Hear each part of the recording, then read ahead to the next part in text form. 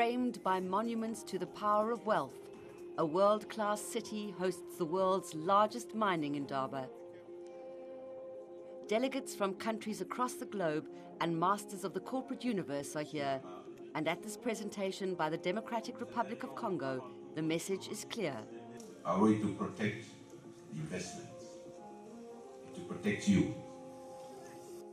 Congo is open for business. The red flag has turned to green.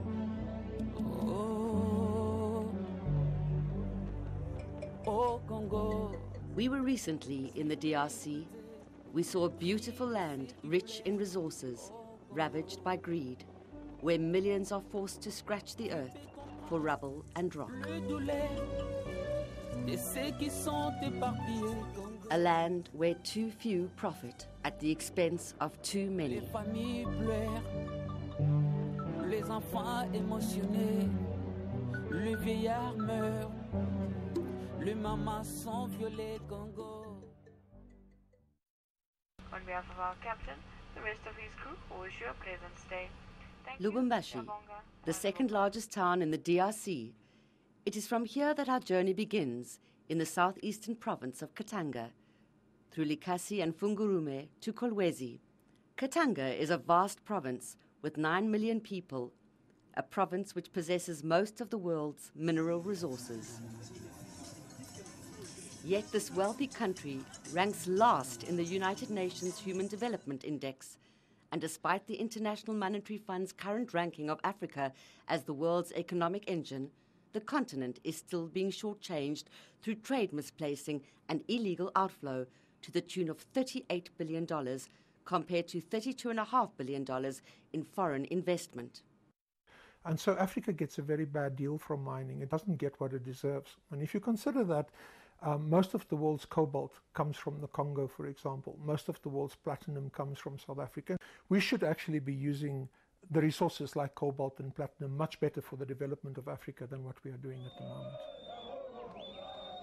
South Africa's mining industry is in turmoil, with union conflict, strikes and rising unemployment, accompanied by the growth of illegal mining. And the wounds of the 2012 Marikana massacre, in which 44 were killed, are still fresh in our country's conscience. Are there lessons to be learnt between South Africa and the DRC? The story is really not just about DRC. It's about a failure of global systems to be transparent about financial flows. Africa Progress Panel is a global foundation lobbying for the sustainable development of the continent. It is chaired by the former Secretary General of the United Nations, Kofi Annan. Its 10-member panel includes Grassa Machel. We did a study with Global Witness where we looked at just 5 deals over a 2-year period.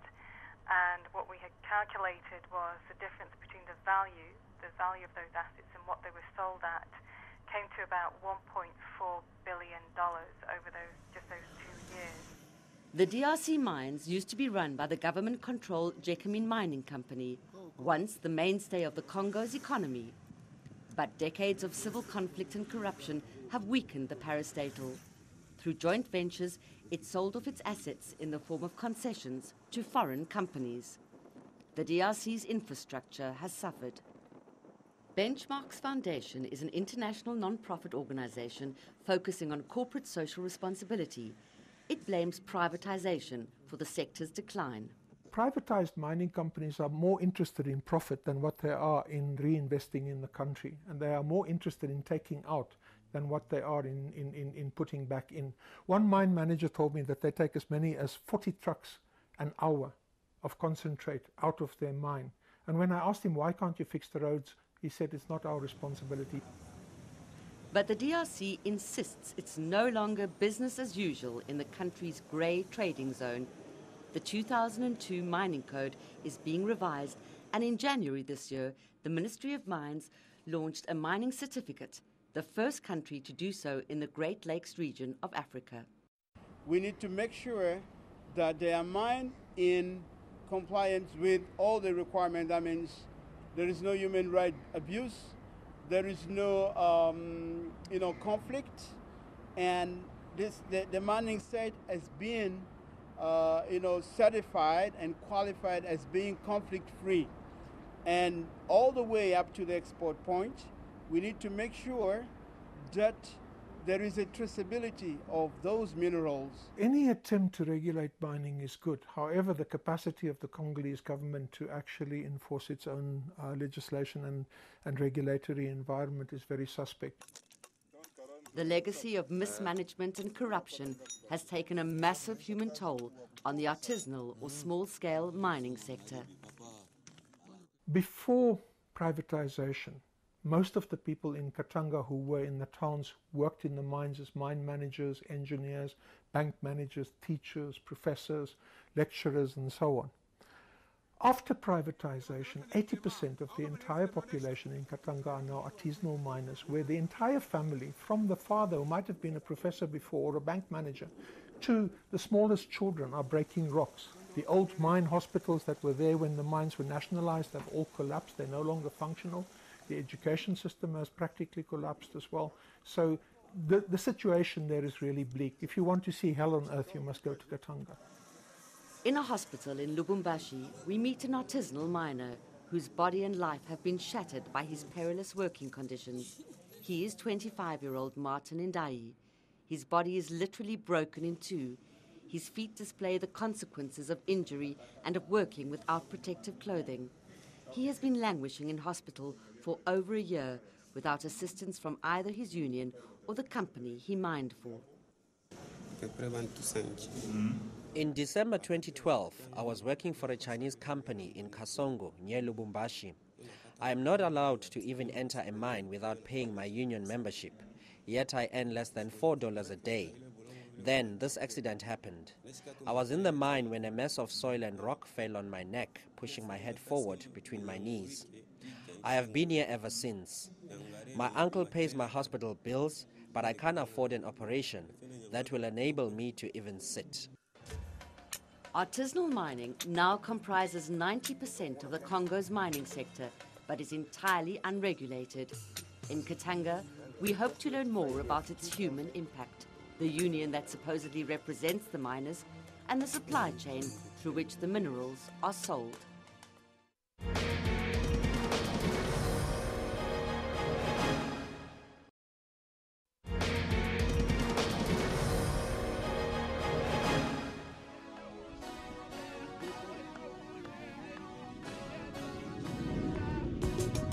The only road from Lubumbashi to Kolwezi has been paved, or rather tarred, by the Chinese in exchange for massive mineral rights. Our destination, the mining town of Kolwezi, once known as the economic lung of the DRC. Called the Copper or Red King, Katanga is bursting with wealth. In fact, Congo's minerals are estimated to be worth over $24 trillion.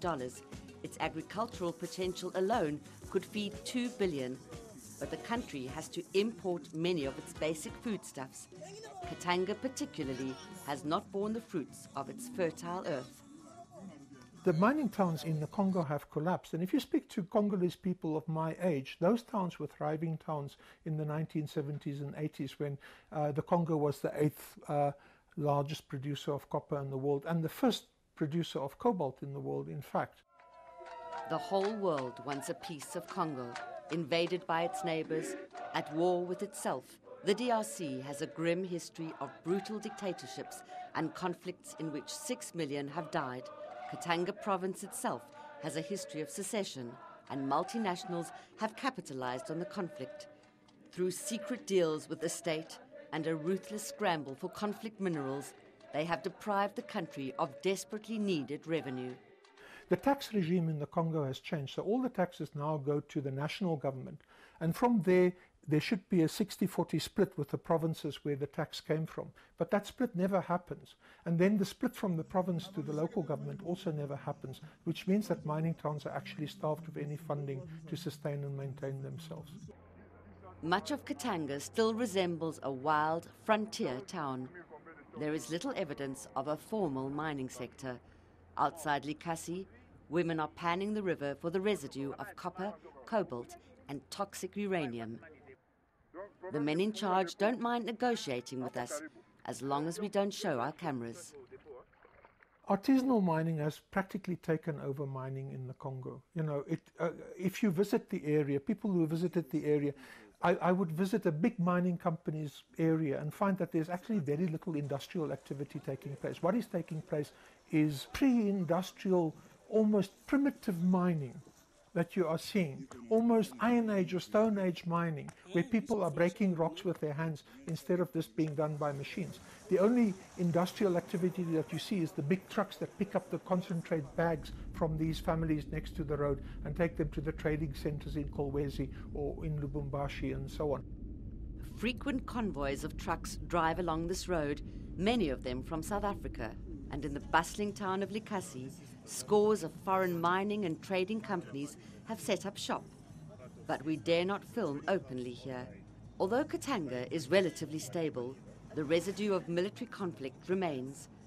Police and military intelligence are everywhere, at checkpoints and conducting random inspections. We do not have authorization. If they find our cameras, we will be detained. And we don't know who to trust. This area is also one of the strongholds of the Mai Mai militia, a coalition of brutal Katangan secessionists who also lay claim to the DRC's mineral wealth. We have been traveling with Congolese-born Jean Didier Lusango, an expert on the artisanal mining sector. And they're actually having like almost around 300 hills within this concession, and each of these hills is full of copper and cobalt. And according to some geologists, it's possibility of uranium. We are now in the territory of Tenke Fungurume, the American-Canadian-owned mining concession. It owns the biggest copper mine in the world, in an area the size of a small country. It has provided water to the village of Fungurume, but there is no hospital here, and small-scale agricultural development projects to promote self-sufficiency have not materialized. The roads are shocking, there is no commercial infrastructure, and only 10% of this community are employed by the mining company. We desperately need a hospital here, and 90% of the mining company's employees are not locals. They send their money out and don't add value to the community. The company must employ more locals so that this community can develop. Many artisanal miners have been evicted and displaced from their livelihood by huge mining concession companies. They have resorted to illegal mining, setting up transit camps between towns. In this tavern, we meet an illegal miner who earns $2 a day for 5 kilograms of rocks, only enough for a bowl of food. I'm 27 years old. This is the only life I know. I can't find another job, even though I often get arrested. And most of the miners are forced to buy goods on credit, which has a ripple effect on the surrounding small businesses. They often eat here without being able to pay. But what can I do? I have to feed them. They have families to take care of, and only the shirts on their backs. Along the road from Lubumbashi, we have already learned much about the artisanal mining sector, but nothing can prepare us for what lies ahead in Kolwezi.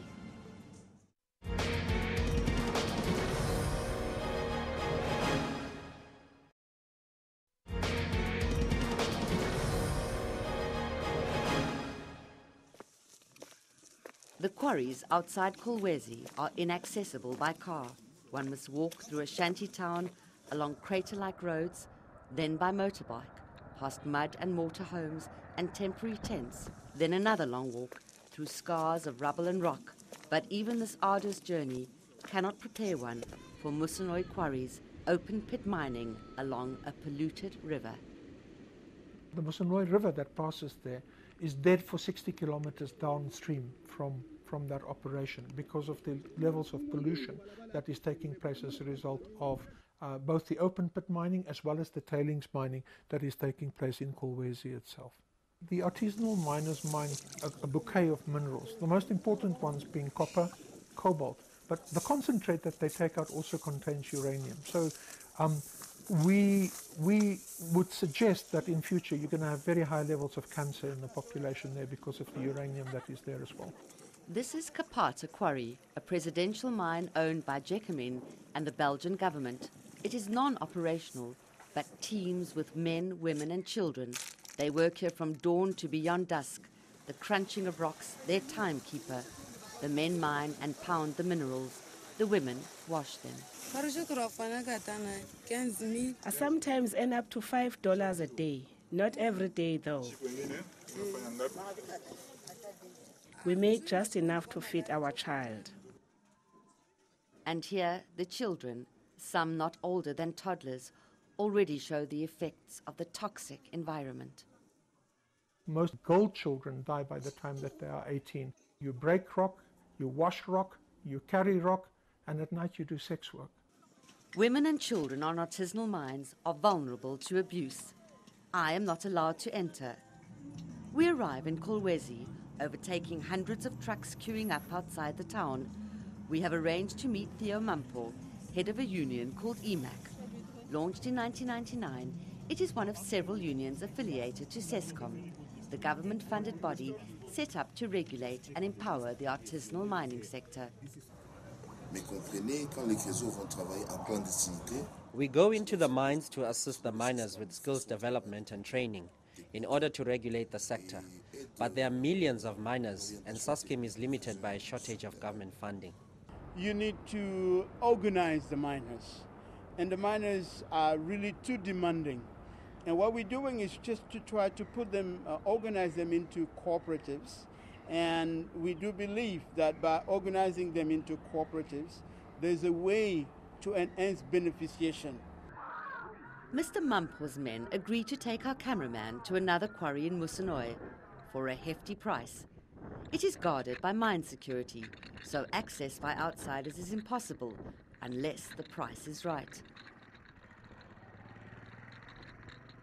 Here, the miners dig tiny tunnels, each day risking injury and death. And most of the time they use children to get, because with my side are slender, but I cannot get height inside. So they get eyesight, it's quite long, and most of the time this is still going down. So they used to take mineral and outside, and the issue is that this one can broken. And when this is broken, a day. So that's actually the risk. Oui. C'est moi. Our cameras follow the miners down this rabbit hole to document the claustrophobic conditions inside. This is actually Musonoi Kerry. Musonoi belongs to KCC, which is Glencore. Glencore is a listed global commodities giant. Its CEO is South African-born billionaire Ivan Glassenberg. He is based in the rich tax haven of Bar, Switzerland. Glencore has formed partnerships with controversial Israeli billionaire Dan Gettler, who has made his fortune off the DRC mines. In May 2013, Glencore merged with South African company Xstrata. Cyril Ramaphosa was on the board of Xstrata until he became ANC deputy president, but remains a major shareholder. It's the biggest buyer of cobalt, it's the biggest buyer of copper, it's one of the biggest buyers of chrome, and a variety of other things, right down to beans. And it's setting itself up to taking over other mining companies. Although this quarry is not operational, children are being put to work here. This is in contravention of Article 32 of the United Nations Convention on the Rights of Children and the DRC's own mining and labour codes. But through a complex maze of subsidiaries and ownerships, it is difficult to identify alleged corporate culprits. International companies are often hiding the ownership, the ultimate owner of a lot of these small subsidiaries, and they're often registered in offshore companies in the British Virgin Islands. And this is where it gets really complicated. Although the DRC Mining Atlas identifies Glencore as being the owner of the Musonoi open pit mine, in fact Glencore's subsidiary, Katanga Mining Limited, does not own that mine. It jointly owns the Komoto Copper Company, which has an underground mine and 2 open pit resources very close to the Musonoi mine. Musonoi is owned by Ruashi Mining, a subsidiary of South African mining company Meterex. Meterex is 100% owned by Chinese company Jinchuan. In a written response, Metarex insists there are no artisanal miners on the property. The mining companies have it really easy there. They sit back and they wait for the artisanal miners to mine. The artisanal miners then sell to negociants. These negociants might be the mafia, they might be the Pakistani mafia, they might be the Chinese mafia, they might be the local Congolese mafia or whoever. And we discover that members of the union EMAC that provided access to the quarry are also extorting money and minerals from the miners, the very sector they are mandated to protect. There are requirements for anybody who wants to buy. It should be identified, it should be licensed, and there are documents that should be filled in when you are buying at every step. This is Joseph Kazet. His wife has died and he has been forced to raise his 6 children alone. None of them are at school. I'm in a terrible situation. I have to provide for my family and pay the union a percentage of what I earn, just in order to mine here. This is not the life I want for my children. They deserve better. The government is aware of all those abuses. And these are abuses, the corruption. We are fighting against corruption. And I think that many of those people who were involved in those issues of corruption have been punished. We want to confront the unions about their corruption. We also want to follow the supply chain from the miners through the murky middlemen all the way up to the mining trading houses and the trucks to find out where the minerals end up. But we discover that Mr. Mampo's men have planned to set us up and possibly get us arrested.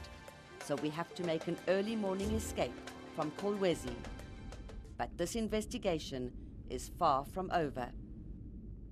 Back home, we will follow up with every South African company doing mining business in the DRC to investigate their compliance with the principles of transparency and good governance. And we must ask, have we just caught a glimpse of the future of mining in South Africa? While artisanal mining is in its infancy here, we actually need to sit down and plan and work out how can we actually formalize this mining, create cooperatives, keep the mafia types out of this, and ensure that there are proper health and safety standards and that there's no child labor taking place. If we fail, today's child worker could be tomorrow's child soldier. Au Congo, qui peut écouter le cri de ceux qui pleurent au Congo?